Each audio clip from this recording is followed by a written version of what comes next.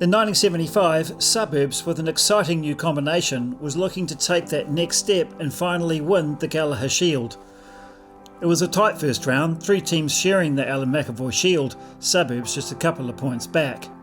But at the business end of the season, the team's form faded and they ended up mid-table, losing their final match to Waitemata, which clinched them their 3rd Gallagher Shield championship. But 1975 would be memorable for other happenings that year.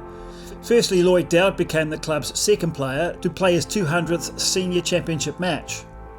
The senior reserves had a great year, winning 19 of 20 matches. However, a strange rule that year awarded the championship to the first round winner, which was University, due to a better points difference.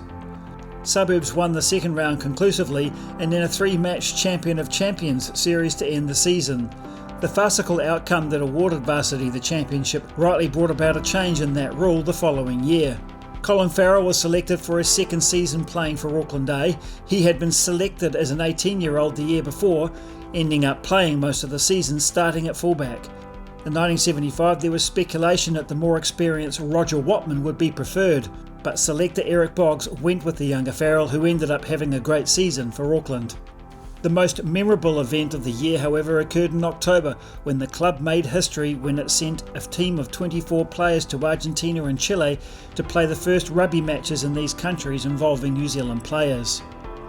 The tour party was led by club president Keith Lawson and featured All Black and North Auckland 2nd 5'8" Joe Morgan, who toured as a guest player.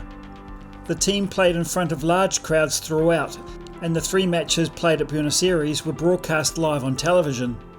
The Argentinians were very good at scrummaging and set plays, and their backs were exciting runners who threw the ball all around the field with the standard of ball handling and kicking skills of a very high standard.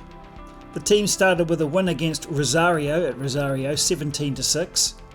They had a tough loss against club champions Kasi in Buenos Aires. They enjoyed a big win against Mar del Plata against their local team. And Suburbs had a good win against an internal selection back at Buenos Aires.